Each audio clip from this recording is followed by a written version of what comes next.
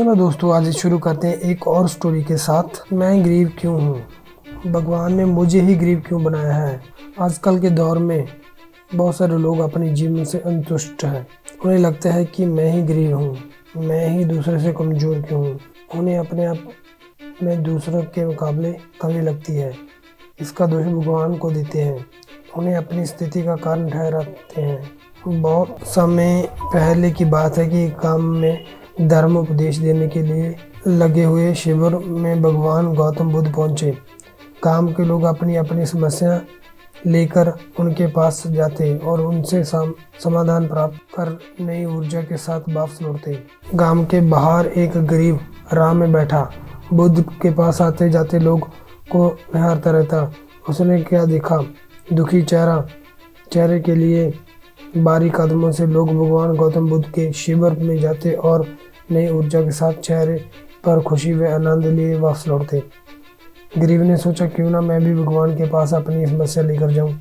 ये सोचकर हिम्मत करके वह भी शिविर की ओर चल देते हैं। शिविर में एक एक कर्मबद्ध तरीके से व्यक्ति को प्रवेश मिलता है, इसलिए वह अपनी बारी की प्रतीक्षा करने लगा। जो कुछ उसने रास्ते में देखा, अब यहाँ से सत्य देखने को मिल रहा है। लोग एक एक कर अपनी समस्या बता रहे हैं। भगवान गौतम बुद्ध चुपचाप शांत से सबकी समस्या सुनते और जवाब देते। उसकी भी बारी आई। उसने भगवान गौतम बुद्ध को प्रणाम किया और बोले, भगवान मैं ही गरीब हूँ।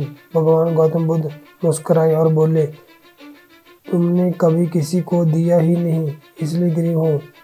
इस पर वह आश्चर्य से भगवान गौतम बुद्ध का मुंह तकने लगा और बोला, भगवान मेरे पास कुछ देने के लिए है ही नहीं।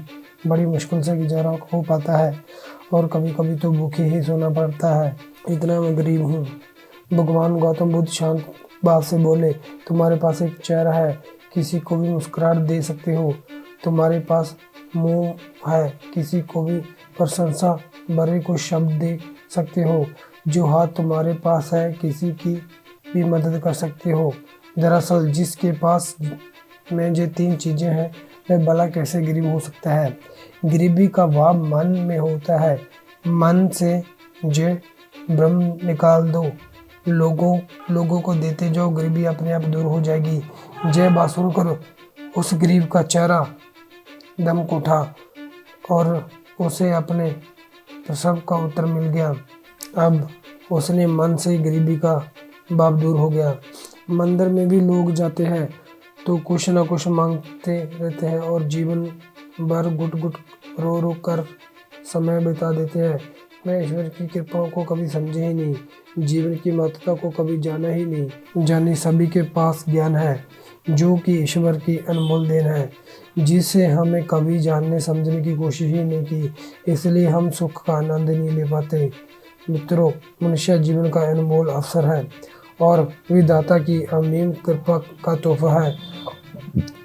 हमारा सर्वप्रथम यह कर्तव्य होता है कि हम उस परम परमेश्वर की इनायतों को समझते, ईश्वर की कृपा को जानने की कोशिश करें। और इसका सबसे आसान तरीका है खुद को समझना। हमारा अस्तित्व क्या है, हमारा लक्ष्य क्या है, हमारे क्या कर्म है। दोस्तों, जिंदगी में अगर आप सोचते हो कि मैं ही गरीब क्यों हूँ, आप भूल जाइए, क्योंकि परमात्मा ने सबको एक जैसा बनाया है। और कोई आदमी मेहनत करके आगे निकल जाता है तो कोई आदमी अपने आप को कोसता रहता है कि मेरे पास धन नहीं है, दौलत नहीं है। पर अगर हम सोचें कि हमारे पास भगवान ने एक अनमोल हमारे को शरीर दिया जिसका कोई मूल ही नहीं है, बहुत कीमती है, तो ये जानेंगे तो हम भी गरीब नहीं रहेंगे। तो दोस्तों, हमें बहुत मेहनत करनी चाहिए और गरीबी का जो हमारे सिर पर बोझ चढ़ा रहता है कि मैं ही गरीब क्यों हूँ, इसका आपको निकाल देना चाहिए। हर रोज़ अपनी एक कमी को दूर करो, चाहे वह अपना गुस्सा ही क्यों ना हो, जहाँ कोई अपनी नेगेटिव सोच ही क्यों ना हो। जब भी कुछ सोचो तो अच्छा ही सोचो। अगर कुछ करने का सोचा है तब तक उसके पीछे लगे रहो जब तक आपका काम नहीं हो जाता। दोस्तों, इस कहानी से आपको क्या शिक्षा मिली कमेंट बॉक्स में ज़रूर बताएं और अगली स्टोरी को जानने के लिए हमारे चैनल को सब्सक्राइब जरूर करें। धन्यवाद। तो ये स्टोरी आपको कैसी लगी कमेंट बॉक्स में जरूर बताएं और हमारे यूट्यूब चैनल को सब्सक्राइब करें, लाइक करें, कमेंट करें और शेयर जरूर करें ताकि हम आपके लिए नई नई स्टोरी लेके आते रहिए। धन्यवाद।